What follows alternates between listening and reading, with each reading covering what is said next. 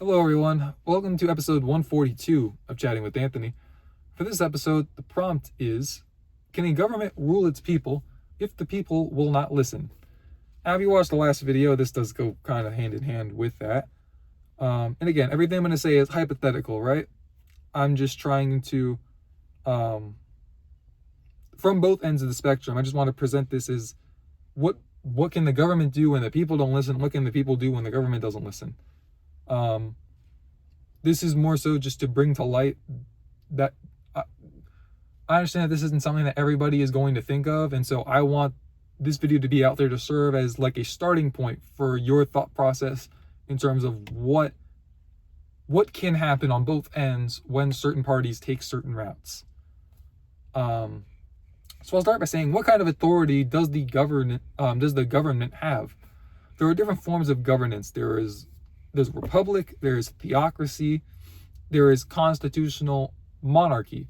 All those imply different powers upon their people, and it also changes how people can become, how people can get into positions of power.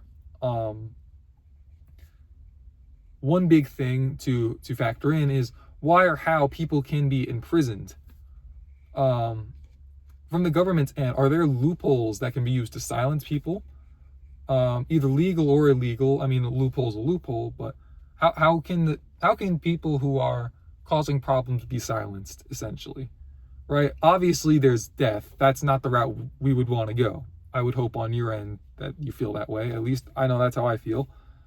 But I mean, but how can you silence someone without getting rid of them? There's blackmail, there's implied power, there's threats, there's so much stuff out there. I mean, just go watch TV. They lay the plan out for you. But when it comes to the military, obviously, if it were to come down to it, there would probably be some kind of fight between military versus citizens if there were to be a violent outburst. How likely is the military to stay loyal to the government? Right? Like, what kind of benefits, what kind of pay, what kind of, I guess you could even say, blackmail? How would the military view their position of power relative to the government? How do they view what the government's doing? How powerful is the government over their own military? That's all stuff that should be factored in on both sides, right? And when it comes to the government officials, right, if you're gonna be in a position where you're gonna oppose people in a great manner, you have to factor in what kind of protection you have, because again, it's like what I said in the last video, if you're gonna impose terror upon people, physically, mentally, spiritually, however you want to view that, you're gonna impose terror upon people and make their life, forgive me for saying it like this, but as some people would say, a living hell. People aren't going to view just living their life and going on and trudging day to day is worth it. So people are going to want to fight back. So what do you do at that point? What kind of protection can you provide for yourself? Like what kind of skills do you have? What kind of protection can you hire? How good is the protection? How likely is the protection to stay loyal to you? And when it comes to, people staying loyal, you could apply that to so many different things in life, business, sports, whatever. But you need loyalty, and how is that found? Is it bought? Is it influenced? Is it demanded? How? You have to question. Everyone has to question it for the people around them. And when it comes to the people, I feel bad having to bring a lot of this stuff up, but yeah, I'm just reading this like, all right, I guess I have to say this. What is stopping the government from attacking its own people? Is there a sense of morals that would say, no, this is not right, and so I wouldn't do that? Is there a dependency upon the people to uphold the economy, to vote for them to keep them in power, to support them while they are in power? What kind of, again, it kind of goes back to earlier, what kind of authority does the government have over its people? And how is that authority achieved? That's very important in this entire equation.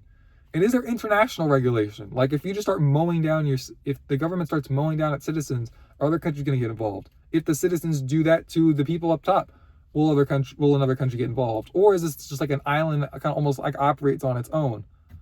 That's all stuff that needs to be factored in on both sides. Like, if you go after one person, who's going to come after you for that, right? That thought process is thought out much when it comes to, gang violence. Like, if I go after this person, there are people that are going to come after me.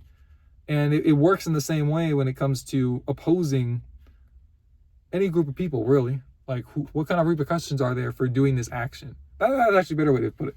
What repercussions are there? Are people going to come after me for money, for my life? What's going to happen, right? There are people who just are political, I guess you even say like activists, but they just talk about stuff on social media, and they talk about it. They've been attacked before. People have come to their house opposing what they're doing, and you don't even know if they've been set by the government. You don't know if it was just a random person. I mean, just the other day, someone ran in with a gun at an event that Trump was at. I think they call it White House Correspondents' Dinner, I believe is what it was called. And that's terrible. I don't want, it's bad when it comes on either side. Regardless of how you feel about somebody, violence shouldn't be the answer. That's just my opinion on it. I understand that in some cases, right? Like, if someone intrudes upon your home and your options are shoot them dead or potentially die or let your children die, I understand why violence is the answer in that situation. But let's exhaust other options first. Like, when I say first, let's never let it get to that point, essentially. Again, I know not beating a dead horse, but saying it over and over and over again, because I want to instill in people, let's not, like, even though I can understand where Luigi Mangione was coming from, that's not right. That's not righteous. That shouldn't be just like our default answer, I think. Right? And maybe Mangione went through other steps. I have no idea, but just seeing how that ended, it's like, look, that's a cautionary tale. How Trump's life is, even though I don't necessarily agree with him, how Trump's life has almost been ended 3 different times in like 2 years. That's terrible. The fact that people feel the need to go this far is alarming. It just speaks to what I'm saying. That's why I want to present this to you guys, to say, like, look, this is why some of this stuff happens and what could potentially happen in the future. So just don't be shocked if stuff happens in a manner that is not necessarily how the general public would like for it to be. But that's all I have for this episode. So thank you guys for watching. Stay safe. God bless. Pray about how you feel God would want you to approach the unrighteousness, right? The answer most likely, I mean, yes, there's a lot of violence in the Bible. The option is most likely not going to be an act of violence, which is why I say pray about it, especially if you have the urge to do it. Please consult with someone, consult with people who you know would be opposed to it, and see what their reasonings are for not doing it. And I just say that because if you're with a bunch of people that all think that violence is the answer, then if you consult them, they're probably just going to say yes. So always seek a second opinion, especially from someone who sees things another way, because there's always a different perspective. Just that principle applies to so many things in life. So I'm done rambling. Thank you guys for listening to this rambling. Stay safe. God bless. And I'll see you guys in the next one.